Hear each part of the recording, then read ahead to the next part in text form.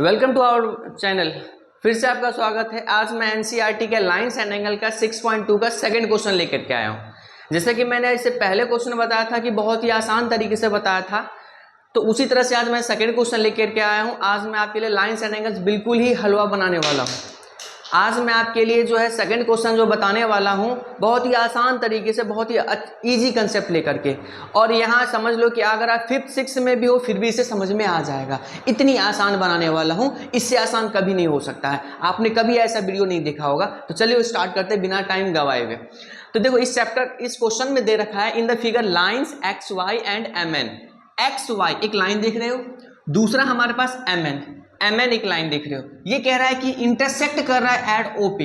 ये जो line x Y है और ये एम एन है, ये दोनों कहाँ कट रहा है, एक दूसरे को काट रहा है ओ पे, जो कि यहाँ देख रहे हो इस पॉइंट पे काट रहा है।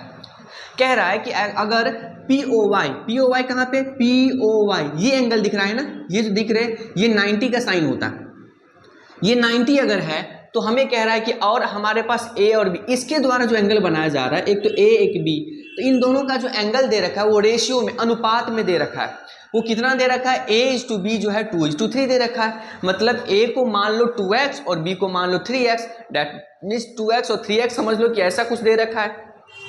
तो हमसे कह रहा है कि C बताओ, ये दो दे रखा है और आपसे ये पूछ रहा है। बहुत आसान। अब बताओ, मैंने आपको पहले ही बताया था कि किसी स्ट्रेट लाइन पे हमेशा कितने एंगल का, कितने डिग्री का बनाता है, एंगल बनाता है 180 का। तो अब बताओ यहाँ पे दिख रहा है ना एक्स ओ वाई एक स्ट्रेट लाइन है, और जब ये स्ट्रेट लाइन है तो आपको पता है कि ये 3 एंगल बन रहा है, तो ये तीनों मिला के 180 होगा। किस एंगल से होगा, किस प्रॉपर्टी से होगा, लीनियर पेयर से होगा। तो क्या मैं इसे लिख सकता हूँ? बिल्कुल लिख सकते हो सर। तो चलो हम सोल्यूशन करते हैं यहाँ पे और लिखते हैं कि X O Y is a straight line. क्या है ये? स्ट्रेट लाइन है, ठीक है। जब स्ट्रेट लाइन है तो हम कह सकते हैं X O M, angle X O M. फिर से बता रहा हूं, मैंने बताया था कि किसी एंगल को लिखने का तरीका क्या, या तो एक्स ओ एम भी लिख सकते हो या एम ओ एक्स भी लिख सकते हो, बट जिस एंगल की बात करेंगे उसे बीच में लिखेंगे। देखो हमने ओ की बात किया है बीच वाले की, इसलिए हमने बीच में डाला है, जैसे एक्स ओ एम इसलिए मैंने लिखा। फिर प्लस में M O P, angle M O P, और प्लस में P O Y, angle P O Y, और ये तीनों मिलके कितना हो जाएगा सर? 180 होगा। बिल्कुल सही। मैंने कहा ये एंगल जो B है, ये एंगल जो A है और ये जो एंगल है, ये तीनों मिलके कितना होगा? 180 का होगा। और किस प्रॉपर्टी से होगा? तो यहां लिख देते लीनियर पेयर। किससे? जब भी आपके पास स्ट्रेट लाइन का कंसेप्ट आ जाए और यहाँ पे 2 एंगल 3 एंगल 4 एंगल 5 एंगल जब बने तो उसमें तुरंत चेप दो क्या? Linear pair. और कितना एंगल होगा? 180 का एंगल होगा। तो अब हम देखते हैं एंगल एक्स ओ एम की। तो एक्स ओ एम जो कि हमें B दे रखा है, चलो ठीक है, B प्लस में एम ओ पी हमने A माना है, ठीक है, और पी ओ वाई जो है हमें 90 दे रखा है, इक्वल टू 180 होगा कि नहीं?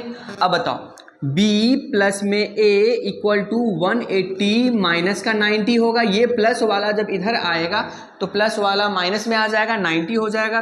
तो B प्लस में A इक्वल टू 90, कितना आया? 90। अब यहाँ बात आता सर ए बी कैसे फाइंड करें? अरे भाई साहब दे रखा है आपके पास, और वो भी कैसे? वो हमारे पास जो दे रखा है वो रेशियो में दे रखा है। तो क्या इसे हम 2x मान सकते हैं और इसे 3x मान सकते हैं? बिल्कुल। तो लिख दो, B के बदले में क्या लिखेंगे? ये हमारा क्या है? A, और ये हमारा B है। तो B के बदले में हम लोग 3x पुट कर सकते हैं, और प्लस में A के बदले में क्या लिखेंगे सर? 2x इक्वल टू 90 हो जाएगा। तो इन दोनों को प्लस कर लो, क्या? इन दोनों को प्लस कर लो तो हो जाएगा 5x, तो इक्वल टू 90। तो x की वैल्यू अगर फाइंड करोगे तो 90/5, इसे 90/5 हो गया। 5 से काट लो, 5 1 जा 5, 9 में से 5 चला गया तो 4 बचा, 4 पे 0 क्या होता है? 40, तो 5 8 जा 40 हो गया। 18 25 90 होता है, 18 5 जा 90 होता है, ठीक है। तो हमने आपको बता दिया x की वैल्यू कितना आ गया? 18।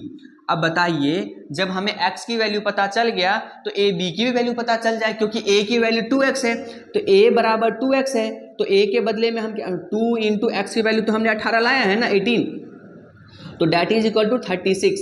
अब b की बात कर लेते हैं, b तो हमने 3x कहा, तो b हमारा अगर 3x है तो 3x लिख दो, तो 3 इंटू 18, 18 3 से 54 होता है कि नहीं, तो हमारा 54 हो गया। अब ए बी का जब पता चल गया तो अब हमारे पास सी का भी पता चल जाएगा। सर कैसे आप कह रहे हो सी का पता चलेगा? अभी देखो मैं आपको बताता हूँ। अब देखो यहाँ पे MON जो है ये भी एक स्ट्रेट लाइन है, और आपको मैंने यहाँ पहले लिख लो, स्ट्रेट लाइन होगा तो हम यहाँ पे कौन सा कंसेप्ट लगाएंगे?